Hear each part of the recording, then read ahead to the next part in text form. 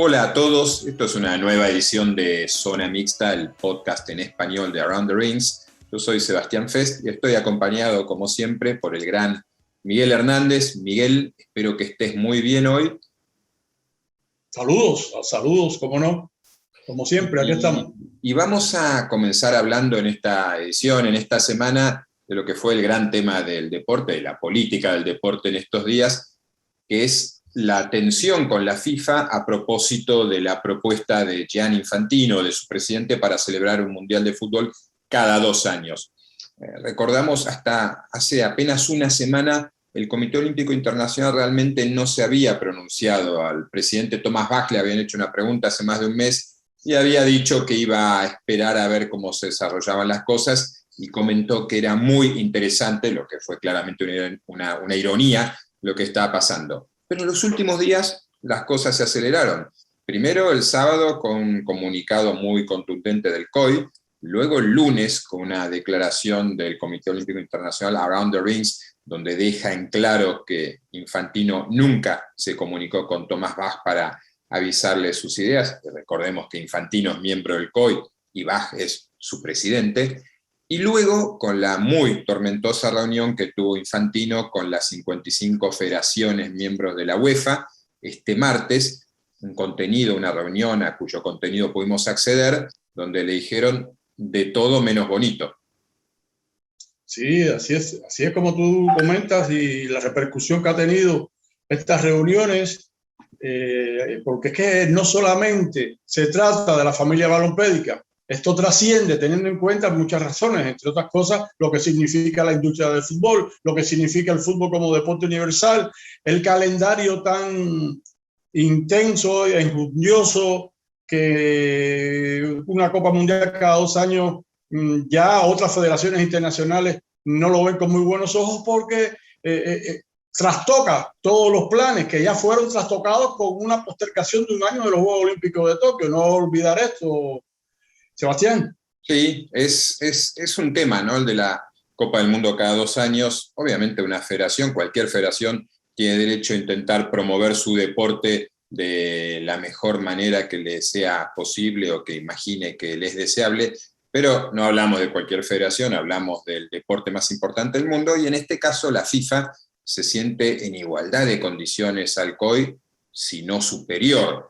No es la relación de la Federación de Pesas o de Vela o de tenis, incluso con el COI, sino que es el deporte más popular del mundo. Hay un montón de variantes. Uno puede pensar que el Mundial se podría jugar en los años impares para que no coincida con los Juegos Olímpicos, con la Eurocopa, pero de lo que se está hablando es de que eso estresaría el calendario de competición a un nivel muy fuerte, perjudicaría a las ligas nacionales, perjudicaría a los jugadores, pondría en un plano alejado, en tercer plano, al fútbol femenino, al que en los últimos años se ha tratado de ayudar, de exhibir, de promover. Y por otra parte, la torta de los sponsors, de los patrocinadores, es limitada, ¿no? Y la atención del público también. Y por último, que es la objeción mayor y es casi filosófica, se habla de que una Copa del Mundo cada 2 años sería una devaluación del Mundial. Sí, incluso esto ha llevado al propio Infantino a emitir un mensaje de que en medio de esta bronca, como es un término que se usa en muchos países latinos, bronca, el lío, la puja, la pugna, en fin, la pelea, el pleito, que es lo que estamos viviendo en este momento, el conflicto, todo. Ha advertido de que no para nada está bajo amenaza el torneo olímpico, que como tú sabes es sub-23, sub-23 años, con la apertura a 3 jugadores de edades abiertas. Él ha hecho esta advertencia. Incluso ya este tema puede, además de va a ser seguido por la atención mediática y la atención del público en general. Puede tener un signo de paréntesis este fin de semana en una asamblea mundial de los comités olímpicos nacionales que va a ser en la isla de Creta, en Grecia, ¿no? Sí, ahí seguramente con todos los altos responsables del olimpismo mundial se va a hablar de este tema. Da la impresión de que Infantino dio una leve marcha atrás, porque en la reunión del martes con la UEFA, lo que él planteaba era que el 20 de diciembre se tenía que votar.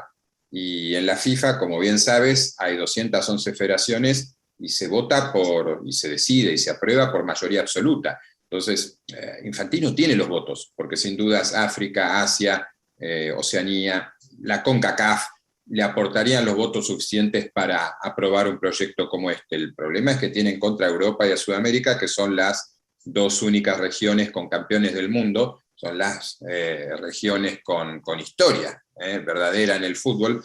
Por lo tanto, sería un paso en falso, ¿no? Y se lo advirtieron, le dijo el presidente de la UEFA, Alexander Ceferin, que ha venido liderando de alguna manera la oposición, que ese voto, si Infantino quisiera llevarlo adelante, sería un voto populista y que en todo caso la UEFA va a jugar el Mundial cada 4 años, pero nunca como cada 2. Es decir, usted puede organizar una Copa del Mundo cada 2 años, para nosotros nos va a ver solo cada 4. No es lo que la FIFA evidentemente desea, ¿no? Un Mundial clase A, un Mundial clase B. Pero hablabas de ANOC, hablabas de comités olímpicos nacionales, y hablando de esos comités olímpicos nacionales, hay problemas en América Latina en 2, ¿no? Tengo entendido que en Guatemala y en Ecuador. ¿Vos estás bien al tanto de esto? Sí, en las últimas semanas se han reflejado esta problemática de confusiones en el proceso electoral. Incluso en Ecuador estaba leyendo de que Jorge Delgado, que fue un nadador, el primer finalista olímpico de Ecuador, fue en el 1972, quedó 4º lugar en una prueba que había ganado Mares Pix, el famoso y célebre y legendario nadador estadounidense. Pero ahora en elecciones había salido electo de forma muy dramática, muy reñida Delgado, pero ahora se está hablando de violaciones. Incluso he leído que el miembro honorario del COI de Perú, Iván Divos, debes conocerlo, había enviado una carta a Bach llamando la atención sobre esta situación. El problema es que Delgado no ha podido asumir todavía. Y en el caso de Guatemala, que sucedió más recientemente, hace una semana, las elecciones, hay problemas de un listado que surgió a última hora con un exfutbolista al frente. Creo que fue el primer futbolista que jugó en el primer futbolista guatemalteco que jugó en la MLS de Estados Unidos, Rodas de apellido, con un listado, y no le dieron amparo al listado que presentaba el vigente presidente del Comité Olímpico Aguirre, Giraldo Aguirre, que incluso Aguirre viajó ahora a Grecia para la asamblea del Comité Olímpico Mundial, de la asamblea de ACNO, y presuntamente creo que iba a plantear ese problema a Tomás Bach, que ha confirmado su presencia este fin de semana. Se trata de confusiones, de problemas, incluso en el caso de Guatemala, Sebastián, de una presunta intromisión gubernamental. Es lo que hasta ahora he tenido información. La famosa autonomía del deporte, ¿no? Y en efecto, Creta va a ser el centro del deporte mundial a nivel político en los próximos días. Se reúnen todos los comités olímpicos nacionales, va a estar el presidente Tomás Bach, se va a hablar de cosas muy interesantes ahí. Si tuvieras que destacar un punto importante de esta reunión, de este encuentro en la mítica isla griega, ¿cuál sería, Miguel? Bueno, yo pienso que el primer va a centrar la atención el tema de la pandemia mundial y los efectos en el deporte, en los efectos en el normal trabajo de los comités olímpicos y cómo enfrentar este reto posteriormente, mientras se diluye la pandemia, que todavía sigue azotando con su terrible saga, ¿no? Y creo que ese va a ser un tema importante, el tema de cómo enfrentarse en el mundo post-COVID después de las peripecias, las complejidades y todo este andamiaje de tanta precariedad que tuvieron que enfrentar los atletas gracias a la gestión y a la perseverancia, se pudo celebrar los Juegos Olímpicos de Tokio, ¿no? Seguro. Esperemos, ya que hablas de juegos, que también se hable bastante de los de Pekín 2022, que estamos a poco más de 4 meses, y las dudas y las incógnitas son muchísimas. Nunca se estuvo tan cerca de unos Juegos Olímpicos y nunca se supo tan poco.